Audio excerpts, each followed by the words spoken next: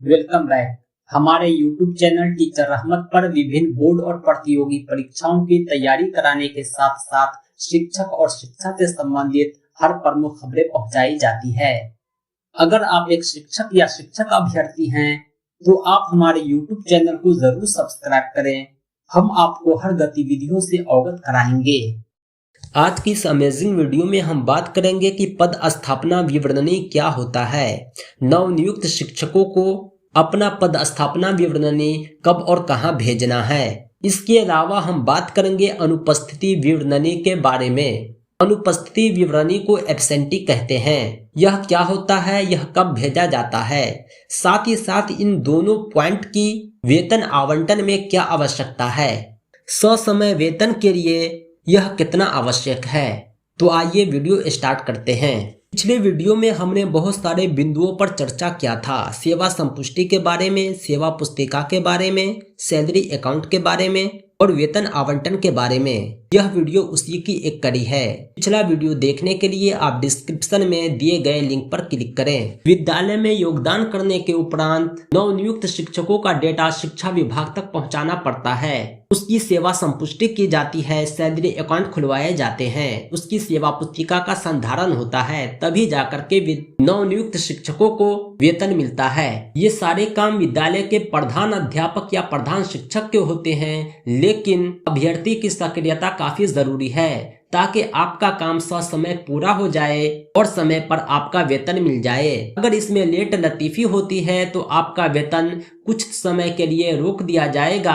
आपको अगले आदेश का, अगले घोषणा का इंतजार करना होगा। सबसे पहले हम बात करेंगे कि पद स्थापना विवरणी क्या होता है। प्रत्येक प्रखंड में एक प्रखंड संसाधन केंद्र होता है। प्रखंड के सारे विद्यालय इसी प्रखंड संसाधन केंद्र के अधीन हैं। प्रखंड संसाधन केंद्र के अलावा बहुत सारे संकुल संसाधन केंद्र होते हैं, जो बहुत सारे स्कूलों का समूह होता है। विद्यालय के प्रधान अध्यापक को यह आदेश दिया जाता है कि आप अपने पद स्थापित शिक्षकों का विवरण दिए गए टेबल में भरकर बीआरसी प्रखंड संसाधन केंद्र को उपलब्ध कराएं। यह काम प्रखंड शिक्षा पदाधिकारी का है। प्रखंड के बीईओ सभी विद्यालय के प्रधान अध्यापक को, प्रधान शिक्षकों को यह आदेश देते हैं कि अपने अपने विद्यालय के चयनित नवनियुक्त शिक्षकों का विवरण विहित प्रपत्र में उपलब्ध कराएं। आप स्क्रीन पर देख रहे होंगे कि बेगूसराय जिला ने एक फॉर्मेट जारी किया है। ये बेगूसराय का बेगूसराय प्रखंड है, जिसमें इन्होंने बहुत सारी सूचनाएं मांगी है।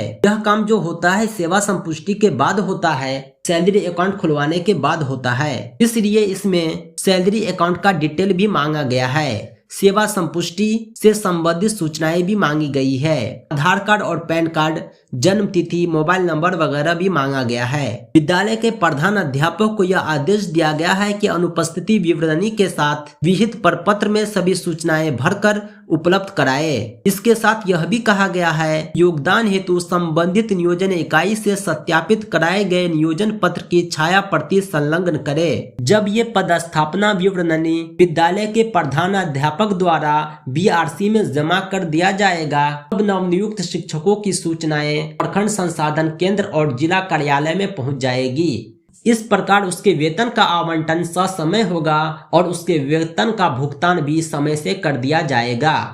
ये था पदस्थापना विवरणी के बारे में। अब हम बात करेंगे कि अनुपस्थिति विवरणी क्या होता है, एब्सेंटी किसे कहते हैं। अनुपस्थिति विवरणी का भी वेतन आवंटन में काफी भूमिका है। कोई शिक्षक अपने विद्यालय में कितना दिन सेवा देता है, इसकी सूचना अनुपस्थिति विवरणी में ही अंकित की जाती है। इस दिन के महीने में आपने सीएल कितना लिया, एसएल कितना लिया, आप कितने दिन छुट्टी पे थे, कितने दिन सेवा में थे, यह सब विवरण अनुपस्थिति विवरणी में ही अंकित होता है और इसे ही बीआरसी में जमा किया जाता है। तदनुपरांत आपके वेतन का भुगतान होता है। नवनियुक्त शिक्षकों को यह ध्यान देना होगा कि पुराने शिक्षकों के साथ आपकी अनुपस्थिति विवरणी भी बीआरसी को सौंपी जाए।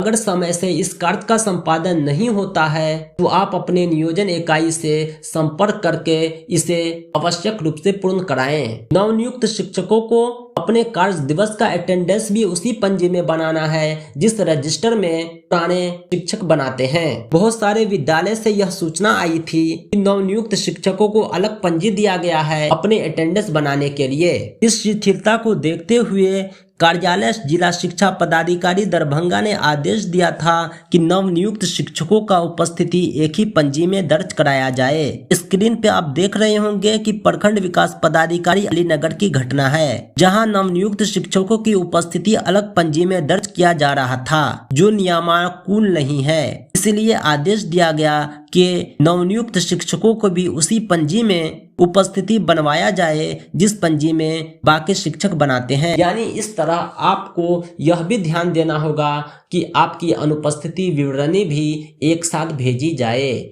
आपकी एब्सेंटी भी साथ साथ भेजी जाए। उम्मीद करता हूं कि यह वीडियो आपको काफी पसंद आया होगा। अगर अभी भी कोई क्वेश्चन है, कन्फ्यूजन है तो आप कमेंट बॉक्स में पूछ सकते हैं। इस वीडियो को लाइक करें, ज्यादा से ज्यादा शेयर करें। इसी तरह के लाभदायक वीडियो के लिए, ज्ञानवर्धक जानकारी के लिए हमारे YouTube चैनल टीचर रहमत को जरूर सब्सक्राइब करें।